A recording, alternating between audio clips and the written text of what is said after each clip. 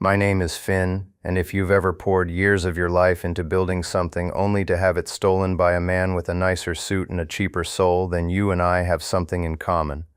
Stick around and I'll tell you how I dealt with it. Don't forget to like this video and subscribe if you believe that competence eventually gets its revenge. The end came on a Tuesday, which felt particularly insulting. Mondays are for drama, Fridays for quiet disappearances, Tuesdays are for work. The meeting was in Nicholas's office, a glass box that looked down on the open plan floor where the real work got done. He called it the command deck, we called it the fishbowl. He sat behind a desk made of some dark polished wood that probably cost more than my first car. He didn't ask me to sit. That was the first sign. He had this way of steepling his fingers, a gesture he must have picked up from a seminar on projecting authority. It just made him look like a Bond villain in training. He said, "Finn, we need to talk about your role. The company is moving in a new, more dynamic direction. We're streamlining, optimizing, creating synergy." It was a word salad of MBA buzzwords that meant absolutely nothing. I just stood there, my hands clasped behind my back, a posture I'd adopted over 30 years of dealing with men who confuse volume with value. I'd been with the firm, in its various incarnations, since I was 25. I was now 57. I had built its client book from the ground up, not with spreadsheets and algorithms, but with handshakes, long lunches, and remembering the names of their kids. Our business was high-end risk management for specialized manufacturing firms. We weren't the biggest, but we were the most trusted, or at least we had been. I waited for him to finish his verbal gymnastics. He finally landed on the point. He said, "Your position, as it stands, is being made redundant." I just nodded slowly. Redundant, that was the word. As if I were a spare part, an extra gear in a machine he was trying to simplify. I, who had designed the machine, I knew why I was there, of course. It wasn't about redundancy, it was about what I'd found. 3 weeks earlier, I'd been reviewing our quarterly client billing, something I still did out of habit, a relic from a time when I was the entire client relations department. I'd noticed a new line item on several of our biggest accounts, a recurring charge for something called Apex compliance insurance. It wasn't a huge amount on each invoice, just enough to get lost in the noise of a multi-million-dollar contract. A slow leak, not a burst pipe, but it was on every single one. I ran the numbers. That slow leak added up to a torrent of cash flowing somewhere I didn't recognize. I asked our head of accounting about it. She was a nervous woman named Carol, who'd been with us for about 5 years and was terrified of Nicholas. She paled when I mentioned Apex. She stammered something about a new mandatory risk mitigation policy. I asked to see the master agreement. She couldn't find it. I asked for the provider's state license number. She didn't have it. So I did my own digging. It took me less than a day. Apex Compliance Solutions was a shell company, registered to a P.O. box in Delaware. Its sole director, Nicholas's wife. He was billing our clients, my clients, for a completely fraudulent insurance product, a piece of paper that offered zero protection, backed by zero capital. It was pure, unadulterated theft, dressed up in corporate jargon. I hadn't decided what to do yet. Part of me, the old company man, wanted to handle it internally, protect the firm. The other part of me, the one that was getting tired of Nicholas's whole slick act, knew better. I requested the meeting with him, under the pretense of discussing client retention. So there I stood, in his fishbowl, as he told me I was a fossil. He had a severance package ready, 3 months' pay, for 32 years of service. It was a joke.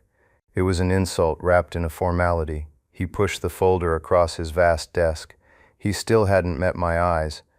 I didn't reach for the folder. I just looked at him, really looked at him, for the first time in a while. I saw the cheap ambition, the fear masquerading as confidence. He was a parasite, and he'd finally found a host he thought he could bleed dry without consequence. I said, "Nicholas, let's not pretend this is about streamlining. This is about Apex Compliance Solutions." For the first time, the mask slipped, just for a second, a flicker of cold panic in his eyes. He recovered quickly, scoffing, "I don't know what you're talking about." He leaned back in his chair, trying to project that authority again. "It's a shame, Finn. I thought you were a team player, but you've clearly lost the plot. Your services are no longer required. Security will escort you out. He pressed a button on his desk phone. He finally looked at me, a smug little smile playing on his lips. He thought he'd won. He'd cut out the one person who knew his secret, and he'd done it under the guise of a routine corporate restructuring. He thought it was over. He had no idea what he had just started. I didn't say another word. I just turned and walked out of his office, leaving the severance folder untouched on his expensive desk. Competence isn't cheap until you lose it. He was about to learn that lesson the hard way. The walk from his office to my desk was the longest walk of my life. It was maybe 50 yards past the pods of junior analysts and account managers, many of whom I had hired and trained myself. They all stared at their screens, pretending not to notice the two security guards who had materialized behind me, their expressions professionally blank. It was a walk of shame, a corporate perp walk designed to send a message to everyone else: step out of line and you're next. My jaw was clenched so tight I could feel a headache starting behind my eyes. I kept my gaze fixed straight ahead. I wouldn't give him the satisfaction of seeing me look defeated. My desk was an island of analog history in a sea of digital conformity. There was a framed photo of my wife and me from a trip to Italy, a coffee mug with a faded logo from a company we'd acquired 15 years ago, a stack of industry journals held down by a heavy brass paperweight shaped like a bull. It was my space. Or it had been. One of the guards handed me a cardboard box, the universal symbol of corporate death. He said, "You have 5 minutes. Personal items only." I didn't need 5 minutes. I took the photo. I took the mug. I left the paperweight. A symbolic gesture, I suppose. I wasn't feeling very bullish at that moment. As I packed, I saw Liam, a young analyst I'd mentored, watching me from across the room. He was a good kid, smart and hungry. I'd seen a younger version of myself in him. He looked horrified, confused. I gave him a very slight, almost imperceptible shake of my head. "Don't do anything stupid. Don't make a scene. This isn't your fight." He understood. He dropped his eyes back to his monitor. The security guards walked me to the elevator, their presence a silent, suffocating weight. The ride down was silent. The lobby was all chrome and marble, designed to impress. Today it just felt cold and sterile. They didn't just walk me to the door. They walked me out onto the sidewalk as if I might try to sneak back in. The glass doors slid shut behind me, and I was standing on the pavement in the middle of a Tuesday afternoon, holding a cardboard box with the fragments of my professional life inside. It was over, just like that. I sat in my car in the parking garage for a long time. I didn't start the engine. I just sat there, the box on the passenger seat beside me, and let the silence wash over me. The shock was starting to wear off, replaced by a cold, heavy anger. It wasn't a hot, explosive rage. It was a deep, glacial fury that settled in my bones. 32 years. I had given this company my best years. I had sacrificed weekends, missed anniversaries, postponed vacations, all in the name of building something. I had treated our clients like family, and our reputation like a sacred trust. And Nicholas, a man who had been with the company for less than 4 years, had torched it all for a quick buck and then thrown me out like yesterday's trash. My mind started replaying the last few years like a movie I was suddenly seeing with the subtitles turned on. I saw all the little signs I had missed, or more accurately, chosen to ignore. The shift in language from client relationships to revenue streams. The hiring of consultants who spoke in acronyms and produced glossy presentations that said nothing. The way Nicholas would dismiss my concerns about long-term strategy with a wave of his hand saying, "We need to be more agile, Finn. The old ways are dying." I had thought it was just the usual friction between old guard experience and new guard ambition. I had chalked it up to a difference in philosophy. Misguided loyalty is a powerful sedative. I see that now. I had been loyal to an institution, but the institution was gone. It had been hollowed out from the inside, and all that was left was Nicholas and his greed. I thought about my wife, Sarah. How was I going to tell her? We weren't in a position where I could just retire. We had plans. We were going to travel. I was supposed to ease into it, maybe take a board seat somewhere, do some consulting. This wasn't easing into anything. This was being pushed off a cliff. The humiliation of it was a physical thing, a bitter taste in the back of my throat. I drove home on autopilot, the city traffic a blur of red and white lights. When I walked in the door, Sarah took one look at my face and the box in my hand and knew. She didn't say what happened. She just came over, took the box from me, set it on the floor, and wrapped her arms around me. I think I stood there in the entryway, just holding on to her for a full 5 minutes. The tension in my shoulders, a knot I'd been carrying for years, finally began to loosen.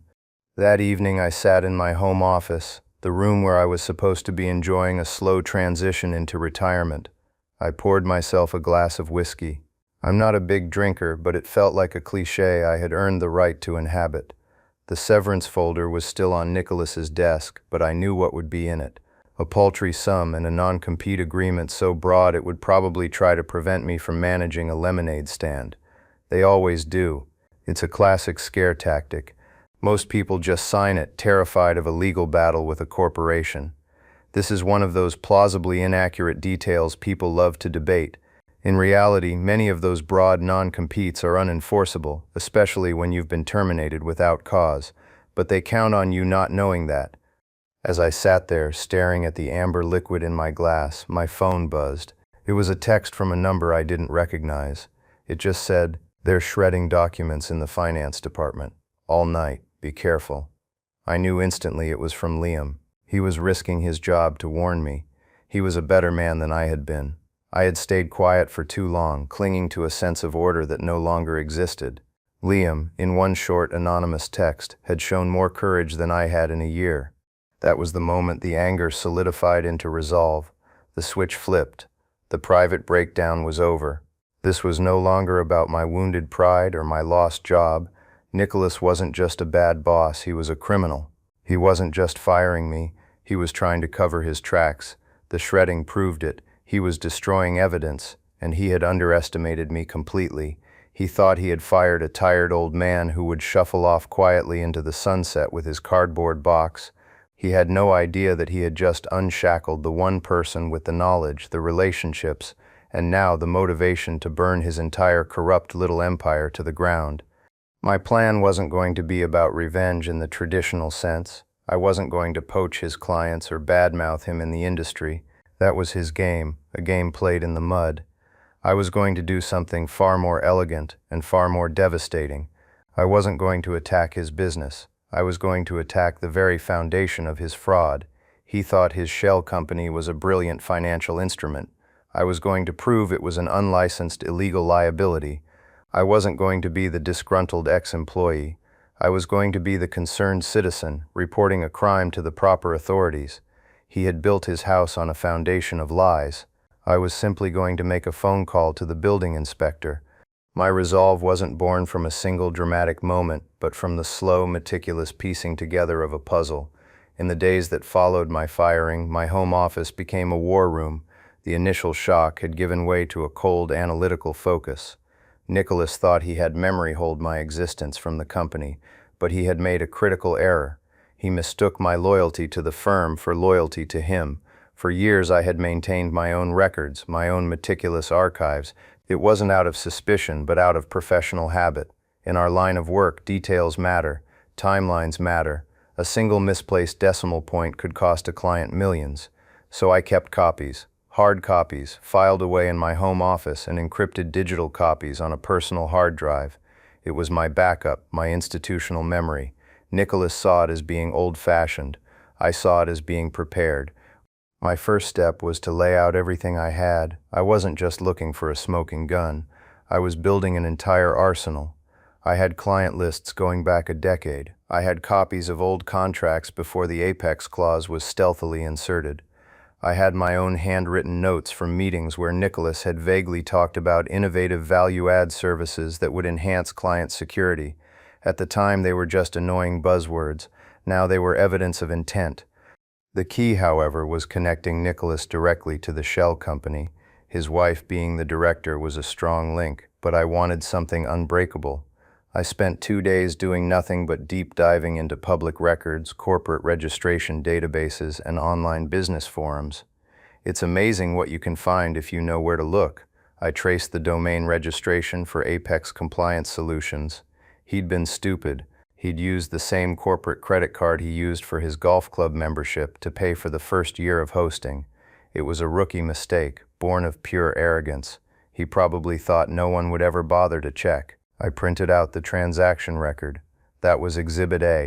My next step was to understand the legal framework I was about to weaponize. I didn't want to go in with a vague complaint.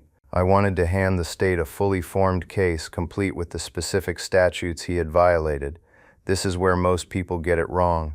They scream fraud, which is a broad and hard-to-prove accusation. I wasn't interested in that. I was interested in something much simpler, much more brutal, operating as an insurer without a license. In most states, that's not just a civil penalty, it's a serious felony. It cuts through all the noise and gets right to the heart of the matter. Is Apex Compliance Solutions a licensed insurance carrier in this state? Yes or no? The answer was no. I spent a week poring over the website of the State Department of Insurance. I read their regulations, their enforcement actions, their press releases. I learned their language. I wasn't going to be a whistleblower. I was going to be a source. I wasn't going to be a victim. I was going to be a concerned party with direct knowledge of unlicensed insurance activities. The framing was everything. During this time, I had another brief, cryptic communication with Liam. He sent a picture message. It was a photo of a whiteboard in a conference room. On it, in Nicholas's aggressive scrawl, was a list of our top 10 clients. Next to each name was a new, higher figure for the Apex insurance fee. He wasn't just continuing the scheme, he was escalating it, emboldened by my absence. The text with the photo said, he calls it the growth initiative. That single photo was more fuel on the fire. It proved the fraud was ongoing and expanding. I saved it. Exhibit B. I also made a call to an old friend, a guy named Marcus, who had left the corporate world years ago to become a lawyer specializing in contract law. I took him to lunch at a quiet, old-school Italian place, the kind of place where deals were still made on a handshake. I laid out the situation for him, careful not to use any names or specifics at first. Marcus listened patiently, sipping his espresso. When I was done, he leaned back and looked at me. "Finn," he said, "you've got two paths here. Path one is the standard wrongful termination suit. It's messy, it's expensive, it takes years, and in the end, you might get a settlement that barely covers your legal fees. They'll drown you in paperwork. It's a war of attrition." He took another sip. Path two is what you're thinking about, the regulatory path. It's a fire-and-forget missile. He explained the beauty of it. When you sue a company, it's you versus them, your word against theirs. But when you report them to a regulator, it's not about you anymore. You're just the one who points them in the right direction. The fight becomes the state versus the company. And the state has unlimited resources. They have subpoena power. They have investigators. They don't get tired. I asked him about the non-compete. He laughed, a real hearty laugh. Let him try to enforce it, he said. The discovery process alone would unearth the very fraud he's trying to hide. He wouldn't dare. It's a paper tiger, Finn. Ignore it. He then gave me the most valuable piece of advice. He said, don't make it personal. When you write your report, be dispassionate, be factual, present the evidence as if you're an auditor, not an aggrieved employee. Give them a roadmap and let them drive the car. That night, I drafted the report. It was a work of art. It was 12 pages long, single-spaced. It started with a clear, concise executive summary. It listed the relevant state statutes regarding unlicensed insurance carriers. It detailed the nature of the scheme, the compliance insurance product, and the shell company, Apex Compliance Solutions. It included the corporate registration documents, the domain hosting receipt linking it to Nicholas, and a list of affected clients that I knew were operating in the state.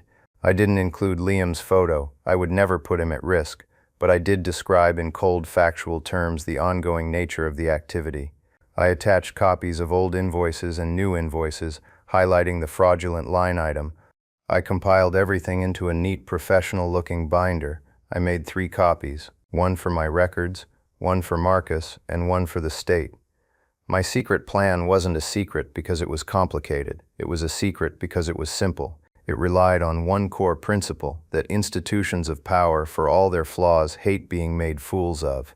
And Nicholas wasn't just breaking the law, he was openly mocking the state's authority to regulate his industry. He was a fox who had wandered into the henhouse, assuming the farmer was asleep. I was just going to knock on the farmhouse door. The next morning, I drove to the state capitol. I didn't mail the package. I didn't email it. I walked into the main office of the Department of Insurance and handed it to the clerk at the front desk. I got a receipt. I walked out. I had just launched the missile. Now all I had to do was wait for the explosion. The first month was silent. It was the hardest part. Every day I checked the news, the industry trades, half expecting to see a headline. Nothing. It felt like I had thrown a stone into a lake and it had vanished without a ripple. Doubt began to creep in. Had they dismissed it? Had Nicholas somehow gotten ahead of it, used his connections to quash the investigation before it even started? I started working on my resume, making calls, trying to piece together a new life. It was a strange limbo, trying to build a future while waiting for the past to detonate. I got my updates on the old office from Liam. We had developed a simple, secure communication method. We didn't talk on the phone. We used a messaging app with end-to-end encryption. His reports painted a picture of blissful arrogance. Nicholas was on top of the world. He had successfully streamlined the company, cutting out the dead wood that was me, and profits from the Apex scheme were rolling in. He'd leased a new Porsche. He was bragging in meetings that he'd single-handedly increased their profit margin by 12%. He was a hero in his own mind. He felt untouchable. This I knew was good. An arrogant enemy is a predictable enemy. He wasn't looking over his shoulder. He was too busy admiring his own reflection in the rearview mirror of his new car. Then about 6 weeks after I filed the report, the first tremor hit. Liam sent me a message. A letter came from the state, official letterhead. My heart hammered in my chest. I typed back, "Reaction?"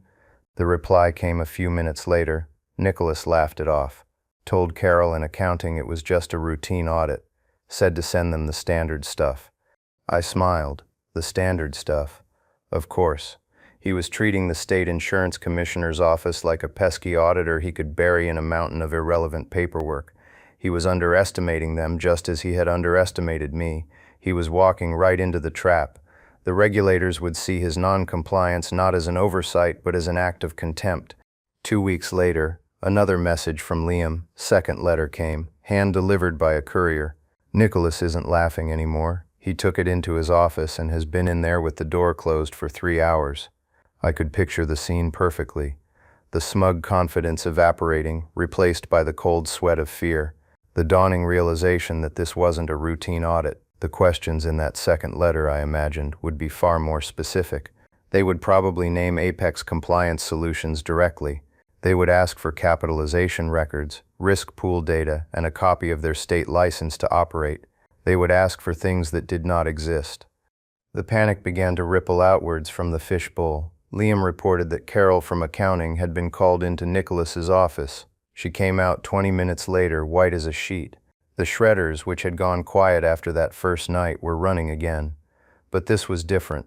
This wasn't a quiet after-hours purge. This was a frantic, daylight attempt to destroy evidence, and everyone on the floor could hear it. The atmosphere in the office, Liam said, had shifted from cocky to funereal. The quiet hum of productivity was replaced by whispered conversations in the hallways and nervous glances towards Nicholas's glass cage. The genius of the regulatory approach was its silence and its speed. There were no public accusations, no lawsuits for the press to report on. It was all happening behind the scenes, a quiet, methodical dismantling of Nicholas's entire world. He was isolated. He couldn't rail against a disgruntled ex-employee because, as far as he knew, I had nothing to do with it. My name was nowhere. He was fighting a ghost, an invisible institutional force that was asking questions he could not answer. The final phase of the silent takeover began not with a bang, but with a web page. Liam sent me a link one morning with a single word, live. I clicked it. It was a public consumer alert issued by the State Department of Insurance. The headline was stark. Public warning, unlicensed insurance products marketed by Nicholas's company name. My breath caught in my throat. I read the text, my eyes scanning the words I had, in essence, written myself weeks ago. It was more brutal than I could have ever imagined. It named Nicholas's company. It named Apex Compliance Solutions as a fraudulent, unlicensed entity. It described the compliance insurance as having no legal standing and offering no actual coverage. And then came the kill shot, 2 sentences of pure bureaucratic savagery that sealed his fate. All contracts with Apex Compliance Solutions are hereby declared null and void. We instruct all affected parties to cease payment on these fraudulent policies immediately and consult legal counsel regarding potential recovery of past payments. They hadn't just shut him down, they had armed his clients. They had handed them a legal basis to not only stop paying him but to claw back every single dollar they had ever paid into his scheme. It was a public execution. The state didn't just tell the world he was a cheat, they gave everyone a signed and notarized permission slip to treat him like one. I leaned back in my chair, a slow smile spreading across my face. I thought about Nicholas, sitting in his glass box, his command deck. I imagined his phone starting to ring and ring and ring. It wouldn't be clients asking for his guidance, it would be their lawyers. The missile had hit, and the fallout was just beginning. The public warning from the insurance commissioner was a declaration of war, but the war was already over. Nicholas just didn't know it yet. The state hadn't just pulled a single thread. They had ripped the entire tapestry of his business to shreds. The power shift was immediate and absolute. Liam's messages became a running commentary of the company's collapse. The first calls, he said, were from the smaller clients, their in-house controllers asking confused, then angry questions. Nicholas, in a desperate act of damage control, instructed his staff to say it was a clerical error and a misunderstanding that was being cleared up with the state. But you can't put a tsunami back in the ocean. By midday, the big fish started calling. These weren't controllers, they were general counsels and CEOs of multi-million-dollar manufacturing giants. They weren't confused, they were furious. They had been made to look like fools, paying for a phantom insurance policy from a company they had trusted for years. That trust wasn't just with the firm, it was with the people in it. And the person they had trusted most, me, was gone. The talent exodus began that afternoon. It started with Liam. He sent me a message that just said, "I'm out." A few minutes later, my phone rang. It was him. He said, "Finn, I just walked out. I quit. I told Nicholas I wouldn't be a party to fraud. He tried to threaten me, said he'd ruin my reputation in the industry. I just laughed at him. What reputation? The company's a toxic asset now." His voice was shaking, a mixture of fear and exhilaration. He was the first domino. By the end of the day, 3 of our best senior account managers had resigned. These were people who, like me, had deep personal relationships with their clients. Their loyalty was to the clients, not to Nicholas's bottom line. They saw the public warning not just as a business problem, but as a personal betrayal. They knew their own credibility was shot as long as they stayed. Nicholas's desperate counter-manipulation was pathetic. He sent out a company-wide email full of bluster and false confidence. He called the state's action an unwarranted and malicious attack orchestrated by disgruntled former employees. He was talking about me, of course, but he couldn't use my name. He promised to fight it, to be fully vindicated, but no one believed him. The evidence was right there, on a government website, for the whole world to see. Then he tried to manipulate me directly. I received a registered letter from a high-priced law firm. It was a cease and desist order, full of threatening legal jargon. It accused me of tortious interference, defamation, and breach of my fiduciary duty. It demanded I issue a public retraction and pay for damages. I read it, chuckled, and forwarded it to my lawyer friend Marcus. Marcus called me back, laughing. "This is beautiful," he said. "It's a panic letter. It's what you send when you have nothing. He wants you to think he's going to sue you, but he can't. To prove any of this, he'd have to open his books in a court of law. That's the last thing on earth he wants to do. He's just hoping to scare you into silence." He told me to file it away and ignore it. The most satisfying part of the power shift was that I did nothing to encourage it. I didn't call a single client. I didn't recruit a single employee. They came to me. My phone, which had been quiet for weeks, started ringing off the hook. First, it was the former employees. Liam, the 3 account managers, even Carol from accounting. They all wanted to know what I was doing next. They wanted to work with me, not for me. They wanted to be part of something built on integrity, not lies. Then came the clients. The first call was from Bob Henderson, the CEO of our oldest and largest account. He was a gruff, no-nonsense man I'd known for 20 years. He didn't mince words. "Finn," he said, "what the hell happened over there?" I told him the truth, simply and factually. I told him about the shell company. about my discovery, and about my termination. I didn't embellish. I didn't have to. When I was finished, there was a long silence on the other end of the line. Then Bob said, "I knew it. I knew something was rotten ever since that snake Nicholas took over. The bills were getting padded, the service was getting worse. That compliance insurance thing always felt wrong. We trusted you, Finn. We never trusted him." He paused. "So what are you doing now?" I told him I was thinking of starting my own consultancy, a small agile firm focused on what we used to do best, honest, expert risk management. Bob didn't hesitate. "Good," he said. "Have your lawyer draw up a contract. We're coming with you. And I know at least 3 other companies who will too." That was the moment. That was the real power shift. It wasn't about the money. It was about the trust. Nicholas had thought the client contracts were the company's assets. He was wrong. The relationships were the assets, and they had just walked out the door with me. The company he had stolen was now just an empty building with a tarnished name and a mountain of legal bills. He was the captain of a sinking ship, and the rats, the smart ones anyway, were swimming for a better boat, my boat. The final confrontation wasn't a dramatic showdown in a boardroom. It was exactly what I had predicted, a panicked, pathetic phone call. It came about a week after the mass exodus. I was in my home office, which had now become the temporary headquarters of Finn Riley and Associates, sketching out a business plan with Liam and the 2 other account managers who had joined me. My phone rang with an unknown number. I almost didn't answer it, but something told me I should. I put it on speaker. "Hello," I said, my voice calm. "Finn?" It was Nicholas. His voice was a wreck, thin and reedy, all the artificial bass and confidence gone. "Finn, you have to stop this." I leaned back in my chair, a small smile touching my lips.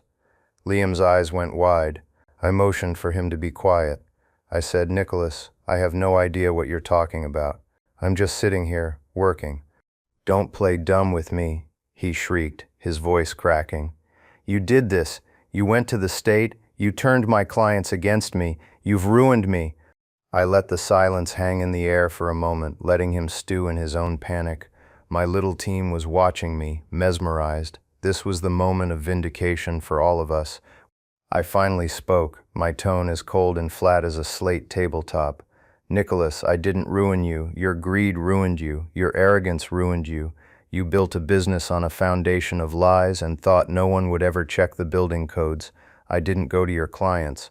I went to the insurance commissioner with evidence that you were operating an unlicensed criminal enterprise. The state did the rest. It's called regulation. It's what happens when people like you get caught." He started sputtering, a torrent of excuses, threats, and pleas. He talked about his family, his reputation, the money he was going to lose. It was a pathetic, self-pitying monologue.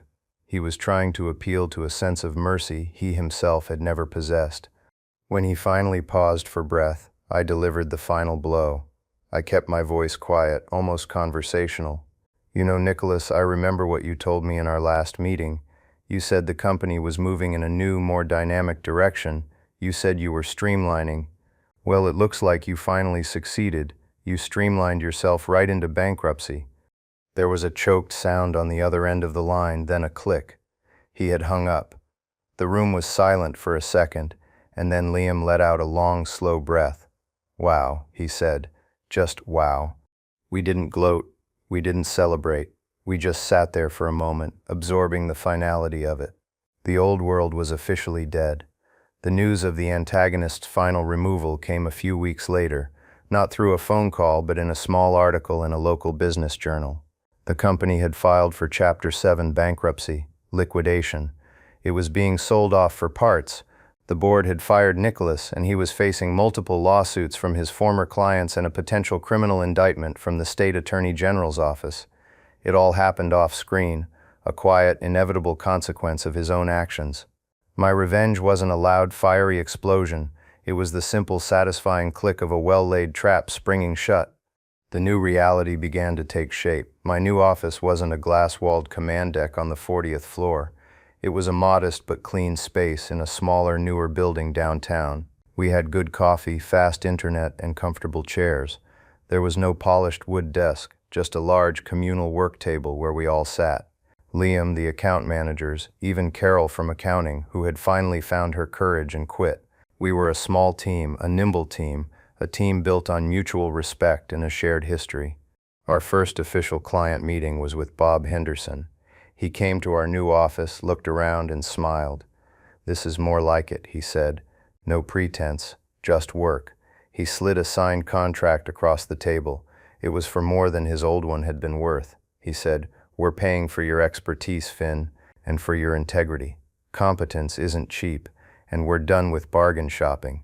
That's my new throne. It's not a fancy chair in a high-rise. It's a seat at a table with people I trust, doing work I believe in, for clients who value it. It's a state of balance, of professional fulfillment that no amount of money can buy. Nicholas wanted to be a king. He ended up a court jester in his own tragedy. I just wanted to be good at my job, and in the end that turned out to be the most powerful position of all. So here I am now, in a place I built not on the ashes of my old company, but on the solid foundation of its best principles. The symbolic reclamation of my identity isn't a plaque on the wall with my name on it, though we do have one of those. It's the quiet satisfaction I feel at the end of the day, driving home at a reasonable hour, knowing that the work we did was honest and the value we provided was real. It's having dinner with my wife without the constant hum of anxiety in the back of my mind. It's the absence of fear and the presence of peace. I wanted to tell this story for anyone out there who feels like I did, overlooked, underestimated, or erased.